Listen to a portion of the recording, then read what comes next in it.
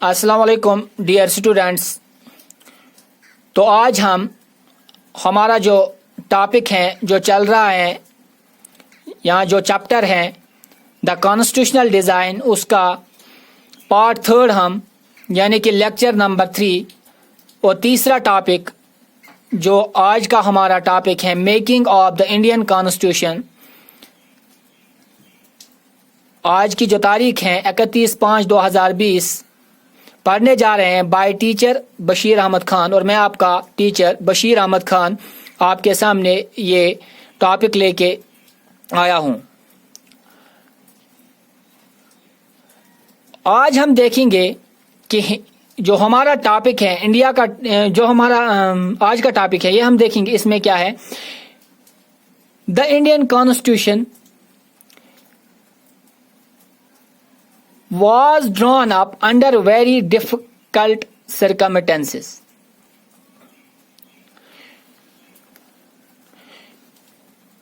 और जो हिंदुस्तान का कॉन्स्टिट्यूशन है, आईन है बेटा, ये ऐसे ही नहीं बना है। जब हमारा कॉन्स्टिट्यूशन बना उस वक़्त हालात बहुत कठिन थे, बहुत मुश्किलात थे, और मुश्किलात परिस्थितियों में ये हमारा कॉन्स्टिट्यूशन है जो तैयार हुआ है। और उस वक़्त के हालात ऐसे नहीं थे जो आज आप देख रहे हो।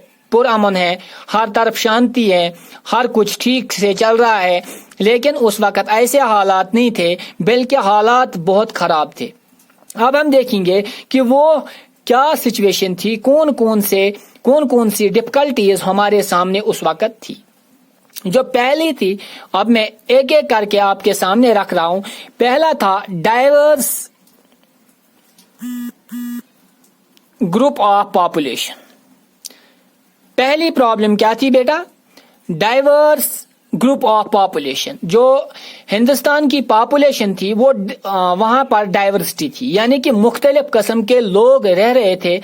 तो कॉन्स्टिट्यूशन मेकर्स के लिए एक बड़ा चैलेंज था कि ऐसा कॉन्स्टिट्यूशन बनाया जाए जो इन सब लोगों के लिए मुफीद हो, और जो इन सब लोगों को एक्सेप्ट हो, और जिसमें इन सब लोगों का ख्याल रखा जाए। जबकि पहले ही मैंने बोला था कि कॉन्स्टिट्यूशन उस चीज को कहते हैं, कॉन्स्टिट्यूशन उन कानूनों को, उन कवानीन को कहते हैं जो सब एक कंट्री के सब लोगों को एक्सेप्ट हो गई एक। नंबर 2 जो प्रॉब्लम थी in respect of religion, diversity in respect of religion.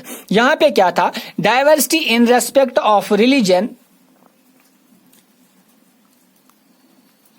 यहाँ मुख्तलिफ मज़ाहिब के लोग रह रहे थे, यानी कि हिंदू, मुस्लिम, बौद्ध, क्रिश्चियन और बाकी लोग रह रहे थे। तो कॉन्स्टिट्यूशनल मेकर्स के लिए, कॉन्स्टिट्यूशन बनाने वालों के लिए ये एक और बड़ी प्रॉब्लम थी कि ऐसा कॉन्स्टिट्यूशन बनाया जाए जिसमें इन सब मज़ाहिब का ख्याल रखा जाए, और जो इन सब लोगों को एक्सेप्ट हो गया दूसरा। तीसरा क्या था? Diversity in respect of cast. और मुख्तलिफ कास्ट्स के लोग रह रहे थे, तो ये भी एक प्रॉब्लम थी कि ऐसा कॉन्स्टिट्यूशन बनाया जाए जिसमें इन सब लोगों का ख्याल रखा जाए। और चौथा क्या था? Diversity in respect of culture. और मुख्तलिफ तमद्दुन, मुख्तलिफ तहजीब के लोग रह रहे थे कि कॉन्स्टिट्यूशन मेकर्स के लिए ये एक प्रॉब्लम थी कि ऐसा कॉन्स्टिट्यूशन बनाया जाए जिसमें सब लोगों के, यानी कि मुख्तलिफ कल्चर, मुख्तलिफ तहजीब व तमद्दुन के लोगों का ख्याल रखा जाए। और एक तो लोगों का ख्याल, दूसरा इनके कल्चर का ख्याल रखा जाए। ऐसा कॉन्स्टिट्यूशन होना चाहिए। एक और प्रॉब्लम थी partition on the basis of religion. उसी वक्त जब हम कॉन्स्टिट्यूशन बनाने जा रहे थे, जब हम कॉन्स्टिट्यूशन बना रहे थे, तो इसी असना में हमारे मुल्क की पार्टीशन होती है, हमारा मुल्क तकसीम होता है, यानी कि इंडिया और पाकिस्तान। जो पार्टीशन होती है उसमें पाकिस्तान बनता है। तो जब पाकिस्तान बनता है on the basis of religion, वहाँ وہ ریلیجن کی بنیاد پہ جو پاکستان بنتا ہے تو آدھے لوگ وہاں چلے جاتے ہیں، تو باقی جو جتنے بھی مسلمان یہاں رہ رہے تھے، تو یہ کانسٹیٹیوشنل میکرز کے لیے اب ایک بڑی پرابلم تھی کہ ان کا پہلے ہی ہم نے دیکھا تھا کہ ہندو مسلم دندے فساد بہت زیادہ ہوئے تھے، تو اب کانسٹیٹیوشنل میکرز کے لیے یہ پرابلم تھی کہ ایسا کانسٹیٹیوشن بنایا جائے جو دونوں مذاہب کے لوگوں کو ایکسیپٹ ہو، تاکہ فیوچر میں کوئی ایسا واقعہ نہ ہو کہ پھر سے ملک بٹے۔ یہ ایک اور پرابلم تھی، اور ایک اور پرابلم یہ تھی انٹیگریشن آف پرنسلی اسٹیٹس۔ بیٹا انٹیگریشن آف پرنسلی اسٹیٹس کون اسٹیٹس تھے؟ یہ وہ علاقے تھے، وہ اسٹیٹس تھے جو نہ تو ہندوستان کے تھے اور نہ پاکستان کے، بلکہ ان کے اپنے نواب ہوا کرتے تھے اور وہی اس کے مالک تھے۔ اور بتایا جاتا ہے کہ تقریباً 562 پرنسلی اسٹیٹس تھے۔ At the time of independence there were near about 562 princely states. اور کانسٹیٹیوشن میکرز کے لیے، کانسٹیٹیوشن بنانے والوں کے لیے یہ بھی ایک پرابلم تھی کہ ایسا کانسٹیٹیوشن بنایا جائے جس کے ذریعے ان سب کو ہندوستان یعنی کہ اپنے ملک میں ضم کیا جائے، اس قسم کا کانسٹیٹیوشن ہو کہ یہ لوگ خود بخود ہمارے ساتھ ضم ہو جائے، ہمارے ساتھ چلے آئے۔ اور اسی اسنا میں، اسی ریس میں، یہ کانسٹیٹیوشن بنانے کی ریس میں ہمارا کانسٹیٹیوشن جو ہے یہ ایک دم اسی سال میں یعنی کہ 1949 میں بتایا جاتا ہے، یعنی لکھا ہے کہ بنایا گیا، لیکن جو ہماری کانسٹیٹیوشن کی تیاری تھی یہ فریڈم سٹرگل کے دوران ہی تھی۔ کانسٹیٹیوشن بنانے کے لیے ہم تیار تھے کب سے؟ جب یہاں پہ آزادی کے لیے جدوجہد چل رہی تھی۔ ہم نے پڑھا بھی ہے اور جو کتابوں میں موجود بھی ہے کہ 1928 Moti Lal Nehru along with 8 other members prepared a constitutional draft, and in 1931 Karachi session it was decided that which type of constitution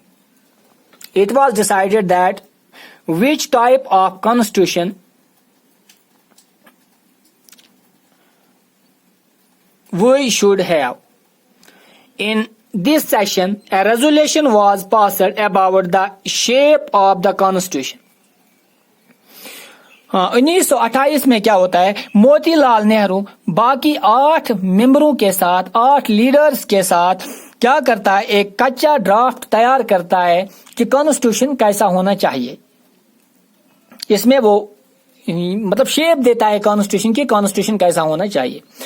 بتایا جاتا ہے کہ یہ پاکستان اور ہندوستان کے درمیان جو یہ تضاد ہوا، یعنی کہ وہاں سے ہی یہ زور پکڑ گیا، کیونکہ جو موتی لال نہرو کون تھا؟ یہ ایک لائر تھا، ایک وکیل تھا، اور جو علی محمد جناح وہ بھی ایک لائر تھا۔ یہاں سے ناراضگی ہوتی ہے کیونکہ موتی لال نہرو کو یہ ادھیکار دیا گیا کہ آپ ہی ایک کانسٹیٹیوشنل ڈرافٹ تیار کرو۔ علی محمد جناح کو یہ بات ہضم نہیں ہوئی کیونکہ وہ بھی ایک لائر تھا، سینئر لائر تھا، اسے لگ بھگ مطلب اس کے دل میں یہ بات بیٹھ گئی کہ یہاں پہ کیا کیا جا رہا ہے، آن ریلیجس بیسس اس کو زیادہ عزت دی جا رہی ہے اور مجھے اگنور کیا جا رہا ہے۔ اور پھر اس نے زیادہ اپنی جو ڈیمانڈ تھی سیپریٹ نیشن کی، وہ زور پکڑتی گئی اور اس نے اس کو زیادہ ہوا دی۔ اب کیا ہے، موتی لال نہرو نے جو یہ ڈرافٹ تیار کیا تھا اور 1931 میں جو کراچی سیشن تھا وہاں پہ اس نے یہ پیش کیا، اور پیش کرنے کے بعد کیا ہوا، وہاں پہ ایک ریزولوشن پاس ہوئی کہ اب فیوچر میں کیا کیا جائے۔ وہاں پہ یہ ہوا کہ کانسٹیٹیوشن اسمبلی بنانی ہے اور اس کو شیپ دی گئی کانسٹیٹیوشن کی، کانسٹیٹیوشن کیسا ہونا چاہیے۔ ایک اور بات بیٹا، جو ہمارا کانسٹیٹیوشن ہے، ہم یہاں کانسٹیٹیوشن بنانے کے لیے جو ہم نے جدوجہد کی ہے، یہ ہم نے یکدم ایک ہی بار نہیں کی، یہ 2 یا 3 دنوں میں نہیں کی۔ پہلے ہی میں نے بتایا کہ ہم نے بہت سارا ٹائم لیا اور آزادی کے دوران ہی ہم اس کی پریپریشنز کرتے رہے. اور جو ہمارا کانسٹیٹیوشن ہے وہ ہم نے اپنے آئیڈیاز پہ ہی نہیں بنایا ہے, بلکہ ہمارا جو کانسٹیٹیوشن ہے وہ ہم نے باقی ممالک سے سیکھا ہے. باقی دنیا میں جتنے بھی ایونٹس ہوئے ان سے ہم نے آئیڈیاز بارو کیے ہیں. یعنی کہ for making the constitution we have got inspirations from the world wide events.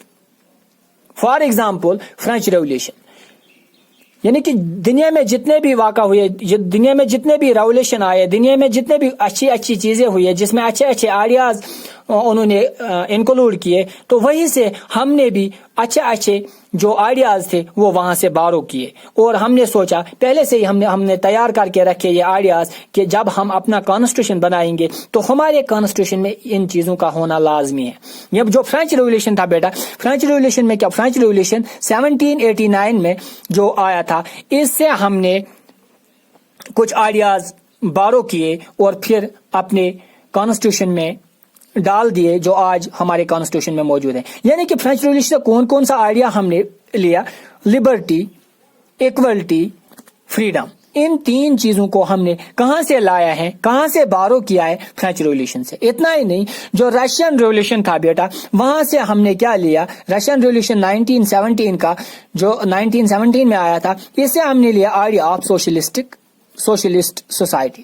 Socialist society ہونی چاہیے, یہ آئیڈیا ہم نے بارو کیا ہے رشین ریولیوشن سے. اب یہاں پہ آپ کے لیے 2 کوسچن آ گئے اور 2 کوسچنوں کا آنسر بھی موجود ہے. دیکھیے پہلا کوسچن ہے, اگر آپ سے پوچھا جائے کہ آپ بتائیے جو آئیڈیاز آف لبرٹی, ایکولٹی اور فریڈم یہ ہم نے کہاں سے بارو کیا ہے, یعنی کس چیز سے, کس ایونٹ سے, کس ورلڈ ایونٹ سے کیے, تو آپ کے لیے سمپلی آنسر ہے کہ فرینچ ریولیوشن سے حاصل کیا ہے, فرینچ ریولیوشن سے بارو کیا ہے. اور دوسرا ہے, اگر آپ سے پوچھا جائے بیٹا آپ بتائیے کہ رشین ریولیوشن جو آیا تھا 1917 سے, وہاں سے ہم نے کون سا آئیڈیا لے کے اپنے کانسٹیٹیوشن میں ڈالا ہے, وہ ہے socialist society. Idea of socialist society یہ ہم نے بارو کیا ہے رشین ریولیوشن سے. اور تیسرا جو تھا bill of rights of U S, وہاں سے ہم نے کیا لیا ہے؟ Idea of fundamental rights. اگر آپ سے پوچھا جائے آئیڈیا آف فنڈامنٹل رائٹس ہم نے کہاں سے بارو کیا ہے, آپ سمپلی بتا سکتے ہو کہ یہ ہم نے کیا ہے bill of U S rights. اور اسی لیے ایک اور بات بھی ہے ہمارے کانسٹیٹیوشن میں, ہمارے کانسٹیٹیوشن کو کہا جاتا ہے انڈین کانسٹیٹیوشن از اے باروڈ کانسٹیٹیوشن. اسی لیے اس کو باروڈ کانسٹیٹیوشن کہتے ہیں, کیونکہ ورلڈ ایونٹ سے ہم نے اچھے اچھے چیزوں کو بارو کر کے اپنے کانسٹیٹیوشن میں ڈالا ہے, اچھے اچھے آئیڈیاز کو لے کے اپنے کانسٹیٹیوشن میں ڈالا ہے. That is why our constitution is also known as borrowed constitution. اسی لیے ہمارے کانسٹیٹیوشن کو باروڈ کانسٹیٹیوشن کہا جاتا ہے. تھینکس. اب ہم نیکسٹ ویڈیو میں پڑھنے جا رہے ہیں کانسٹیٹوئنٹ اسمبلی. یہ ہم نیکسٹ ویڈیو میں انشاءاللہ پڑھیں گے. تب تک کے لیے خدا حافظ.